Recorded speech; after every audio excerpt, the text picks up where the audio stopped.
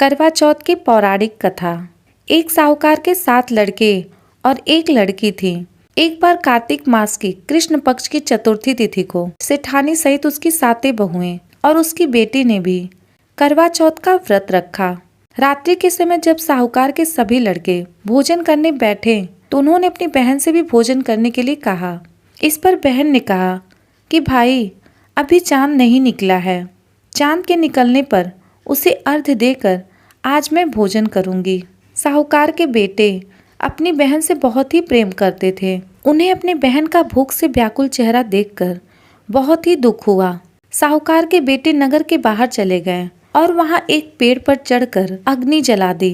उसके बाद घर पर वापस आकर उन्होंने अपनी बहन से कहा कि देखो बहन, चांद निकल आया है। अब तुम चांद को देखकर अर्घ्य देकर भोजन ग्रहण करो। साहूकार की बेटी ने अपने भाभीयों से कहा, देखो चांद निकल आया है, तुम लोग भी अर्घ्य देकर भोजन कर लो। ननद की बात सुनकर भाभीयों ने कहा कि बहन, अभी चांद नहीं निकला है। तुम्हारे भाई धोखे से अग्नि जलाकर उसके प्रकाश को चांद के रूप में तुम्हें दिखा रहे हैं। साहूकार की बेटी अपनी भाभीयों की बात को अनसुनी करते हुए भाइयों द्वारा बनाए गए चांद को अर्घ्य देकर भोजन कर लिया। इस प्रकार करवा चौथ का व्रत भंग करने के कारण विघ्नहर्ता भगवान श्री गणेश साहूकार की लड़की पर अप्रसन्न हो गए। गणेश जी की अप्रसन्नता के कारण उस लड़की का पति बीमार पड़ गया और घर में बचा हुआ सारा धन उसकी बीमारी में लग गया। साहूकार की बेटी को जब अपने किए हुए दोषों का पता लगा तो उसे बहुत ही पश्चाताप हुआ।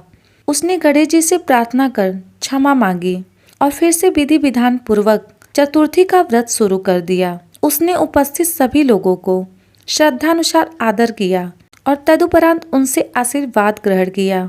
इस प्रकार उस लड़की के श्रद्धा भक्ति को देखकर एक दंत भगवान गणेश जी उस पर प्रसन्न हो गए और उसके पति को जीवन दान प्रदान किया।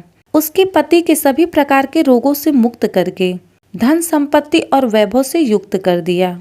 इसलिए जो भी महिलाएं करवा चौथ का व्रत बिना छल कपट से रहित श्रद्धा पूर्वक चतुर्थी व्रत को करेगा, वह कष्ट कटंकों से मुक्त हो जाएगा। यह थी करवा चौथ पर कही जाने वाली गणेश जी की कथा। इस कथा को कहने और सुनने वाले पर करवा माता अपनी कृपा बनाए रखे और उनकी सभी मनोकामनाएं पूरी करे।